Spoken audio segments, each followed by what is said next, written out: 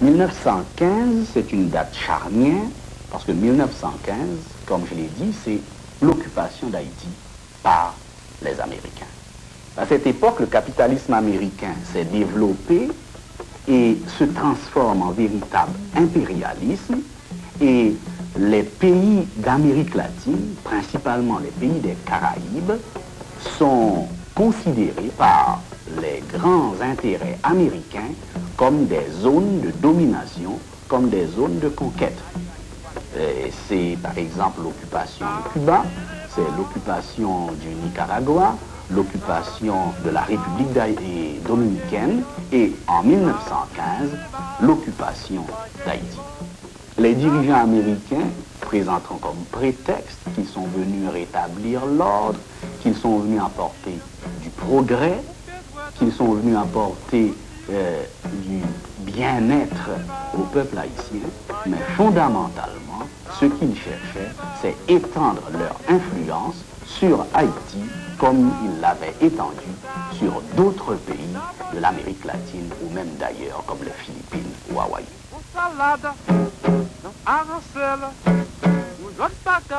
Quelle a été l'attitude des Haïtiens face à l'occupation américaine? D'abord, l'attitude de servitude, l'attitude de capitulation, de soumission des classes dirigeantes, qui non seulement souhaitaient l'arrivée de l'occupant, qui même ont appelé l'occupant. Et immédiatement, ces classes dirigeantes ont collaboré avec les Mérines pour dominer et exploiter Haïti.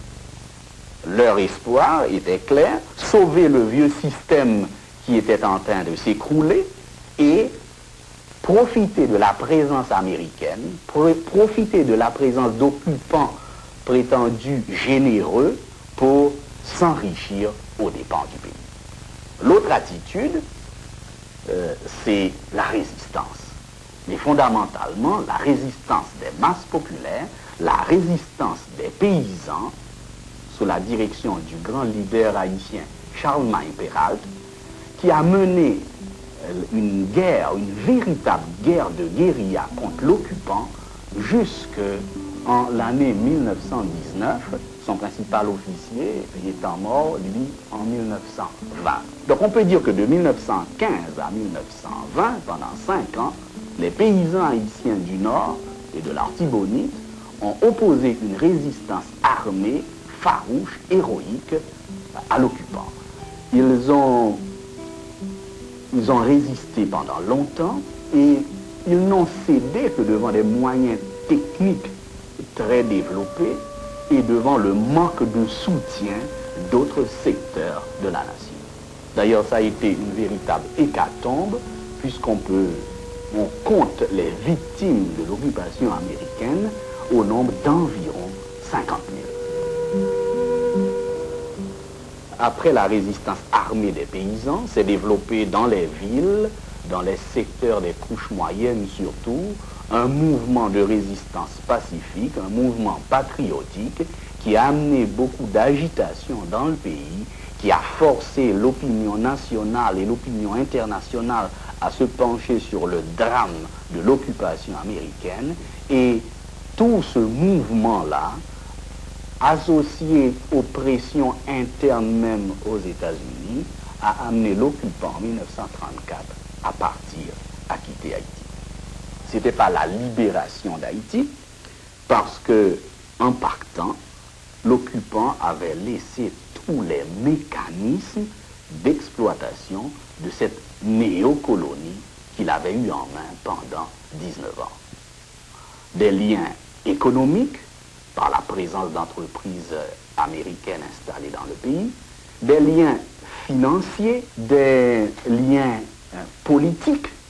Toute la politique haïtienne était décidée de l'ambassade américaine ou bien de Washington, et l'armée haïtienne qui avait comme fonction nouvelle de veiller sur les intérêts américains et de voir à ce que les hommes politiques obéissent aux diktats de Washington.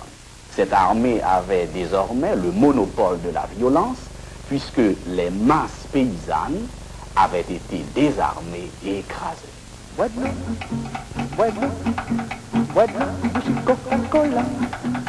Mais en 1934, les Américains peuvent partir tranquilles parce que le pays est complètement jugulé, complètement dominé par des mécanismes qu'ils ont mis en place. Ces mécanismes vont fonctionner avec une façade de modernisation, une façade de démocratie de 1934 jusqu'à 1957, jusqu'à l'avènement du Duvalier. Je dis une façade parce que derrière le paravent de la démocratie, derrière le paravent de la liberté, c'était en fin de compte un pouvoir exécutif et surtout un président qui disposait de tous les droits et qui faisait ses volontés par des élections truquées, par la violence et par tous les moyens antidémocratiques. Qui est-ce qui subissait cette domination? Principalement les masses paysannes, principalement les masses populaires des villes, qui ont été écartées de la scène politique et qui servaient seulement de marionnettes au moment des élections comme figurants pour apporter leur vote. Et ce système va fonctionner avec plus ou moins d'harmonie, jusqu'en 1957, avec néanmoins quelques soubresauts. Par exemple, 1946, un secteur des classes dirigeantes, le secteur des couches moyennes noires, va prendre le pouvoir. On va parler de révolution de noirs, mais en fin de compte, ce sera tout simplement un contrôle pris par une nouvelle équipe politique qui écarte une ancienne équipe politique. Ce qu'on pourrait appeler cette expérience de 1946 finit en 1950 dans une certaine confusion quand l'armée va prendre le pouvoir.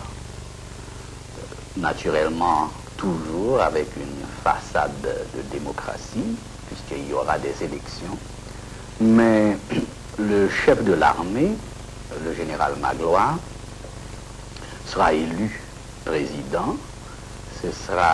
C'était d'ailleurs le dirigeant ou un des principaux dirigeants d'une ancienne junte militaire. Et ce pouvoir qu'il prend, il le garde jusqu'en 1956.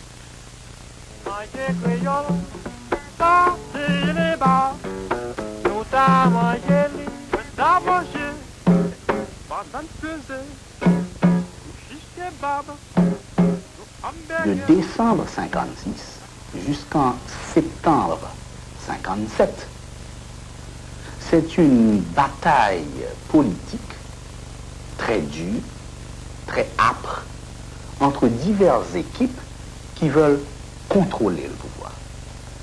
Principalement des politiciens de 1946 qui avaient été frustrés de leur victoire, veulent en quelque sorte reprendre leur revanche. Ils se réclament d'ailleurs de cette expérience de 1946.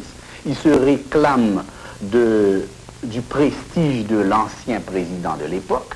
Et ils reviennent d'ailleurs avec les mêmes slogans, les mêmes mots d'ordre, c'est-à-dire des politiciens noirs doivent être au pouvoir parce qu'ils représentent les masses noires. Juge bien, pas juger midi, pas juger l'autre, pas juger là. Maman, tout aime droit, pas besoin de crier, pas besoin de les médias au chien. Maman, et l'affrontement se fera entre Duvalier, qui se présente comme l'héritier de 1946, celui qui veut prendre la revanche, continuer l'expérience de 1946, et le candidat Louis Desjoie qui représente l'autre fraction des classes dirigeantes.